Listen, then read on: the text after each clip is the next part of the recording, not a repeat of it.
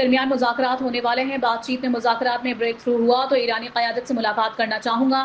امریکی صدر Donald Trump کا بڑا اعلان، نائب صدر جیڈی وینس کے اسلام آباد پہنچنے کی خبر بھی دے دی۔ نیو یارک پوسٹ سے گفتگو کرتے ہوئے کہا کہ امریکہ اور ایران میں کوئی بھی گیم نہیں کھیل رہا۔ ایرانی قیادت ملنا چاہے تو مجھے کوئی اعتراض نہیں ہوگا۔ اسلام آباد مذاکرات کا دوسرا دور سوالیہ نشان بن گیا۔ ایران کا دوسرے دور کے لیے مذاکراتی وفد فی الحال پاکستان نہ بھیجنے کا اعلان۔ ترجمان ایرانی وزارت خارجہ اسماعیل بقائی نے کہا ہے کہ ناکہ بندی اور جہاز پر حملہ جنگ بندی کی خلاف ورزی ہے۔ دوسری جانب ذرائع کا کہنا ہے کہ ایران نے بات چیت میں شرکت پر آمادگی ظاہر کر دی ہے اور وفد منگل کو اسلام آباد پہنچے گا۔ آبنائے ہرمز کی ناکہ بندی مذاکرات میں رکاوٹ ہے۔ Field marshal army chief Syed Asim Munir کا امریکی صدر ڈونلڈ ٹرمپ سے ٹیلی فونک رابطے میں واضح موقف۔ برطانوی نیوز ایجنسی کا سیکورٹی ذرائع کے حوالے سے دعویٰ بتایا کہ امریکی صدر کا جواب میں کہنا تھا کہ وہ فیلڈ مارشل کی رائے پر غور کریں گے۔ وزیر اعظم شہباز شریف کی زیر صدارت اعلیٰ سطح کا مشاورتی اجلاس، امریکہ اور ایران کے درمیان مذاکرات یقینی بنانے کے عزم کا اعادہ۔ بیٹھک میں ایران کی جانب سے امریکہ سے مذاکرات میں شرکت سے انکار کے بعد پیدا شدہ صورتحال پر غور۔ ذرائع کے مطابق اجلاس میں ایران کی مذاکرات میں شرکت یقینی بنانے کے لیے روابط جاری رکھنے پر اتفاق۔ اجلاس میں نائب وزیر اعظم اسحاق ڈار اور وزیر داخلہ محسن نقوی سمیت اعلیٰ حکام نے شرکت کی۔ وزیر داخلہ نے امریکی اور ایرانی سفیروں سے اپنی ملاقاتوں پر وزیر اعظم کو اعتماد میں لیا۔ ایران اسرائیل مذاکرات کے لیے پاکستان کے رابطے جاری۔ وفاقی وزیر داخلہ محسن نقوی سے ایرانی اور امریکی سفیروں کی ملاقات۔ ایرانی سفیر رضا امیری مقدم سے ملاقات میں مذاکرات کے دوسرے مرحلے کے لیے انتظامات پر تبادلہ خیال۔ امریکی سفیر نیٹلی بیکر سے ملاقات میں بھی علاقائی صورتحال اور بات چیت کے دوسرے مرحلے کے حوالے سے تفصیلی گفتگو ہوئی۔ امریکی اور ایرانی سفیروں نے خطے میں کشیدگی کم کرانے کے لیے پاکستان کے کردار کو سراہا۔ اسلام آباد اور راولپنڈی میں سیکیورٹی ہائی الرٹ، اہم شاہراہوں پر اہلکار تعینات، ریڈ زون میں واقع تمام دفاتر بند۔ وفاقی آئینی عدالت اور اسلام آباد ہائی کورٹ میں مقدمات کی سماعت ملتوی۔ پبلک اور ہیوی ٹرانسپورٹ بھی تا حکم ثانی معطل۔ امریکہ ایران مذاکرات میں چین تعمیری کردار ادا کرے گا، چینی وزارت خارجہ کا اعلان۔ امریکہ کی جانب سے ایرانی جہاز کو قبضے میں لینے پر اظہار تشویش، کہا موجودہ صورتحال نازک مرحلے پر ہے، مسائل کا واحد حل مذاکرات میں ہے، امید ہے فریقین جنگ بندی معاہدے کی پاسداری کے لیے ذمہ دارانہ کردار ادا کریں گے۔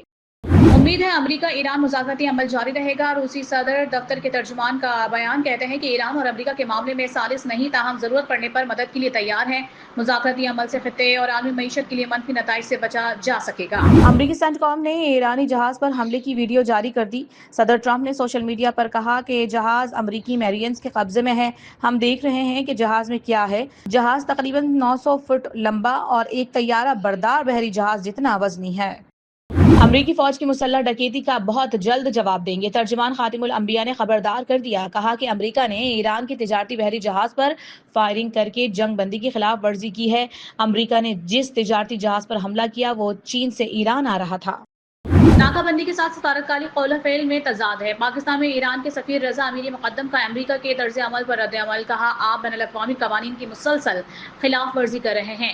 ناکہ بندی کو مزید سخت بنا کر ایران کو مزید جنگی جرائم کی دھمکیاں دی جا رہی ہیں۔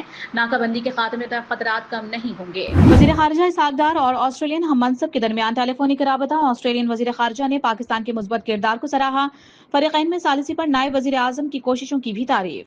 پومپیو نے ایک بار پھر ایران پر حملوں کی مخالفت کر دی، کہا کہ صرف مذاکرات کی طرف واپسی کے ذریعے ہی جنگ کا خاتمہ ممکن ہے۔ ایرانی شہریوں کی جان خطرے میں ہے، یہ بین الاقوامی قانونی مسائل سے بڑھ کر اخلاقی مسئلہ ہے۔ ایران کے ساتھ مقابلہ ابھی ختم نہیں ہوا، کسی بھی لمحے نئی پیش رفت ہو سکتی ہے۔ ہم دشمن نیتن یاہو نے اپنے ناپاک عزائم ظاہر کر دیے، کہا ہم ایران کے ساتھ حالت جنگ میں ہیں، معاملہ ابھی ختم نہیں ہوا۔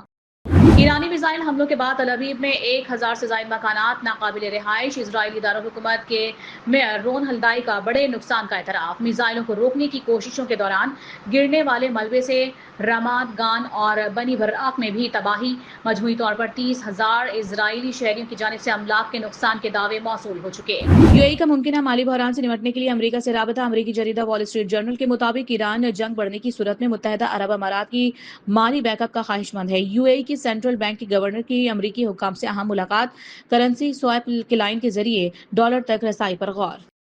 بنوں میں سیکورٹی فورسز کی کامیاب کارروائی، دہشت گردی کا بڑا منصوبہ ناکام، بھارت کی حمایت یافتہ 2 دہشت گرد ہلاک۔ ISPR کے مطابق ہلاک ہونے والوں میں سرغنہ وحید اللہ عرف مختار اور ایک خودکش بمبار شامل ہیں۔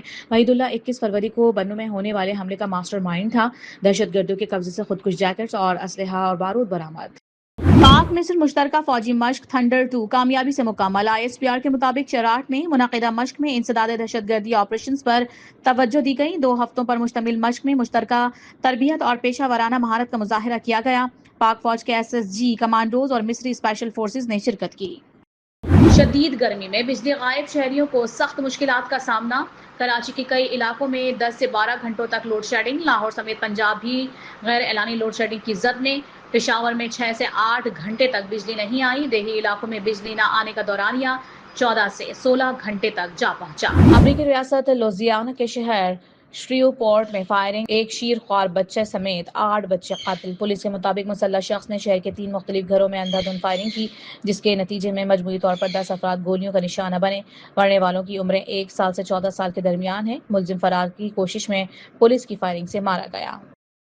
PCB کے مطابق PSL 11 کے لیے لاہور قلندرز کے داسن شناکا نے ایونٹ سے دستبردار ہو کر معاہدے کی خلاف ورزی کی۔ PSL 12 میں شرکت کے لیے نااہل قرار۔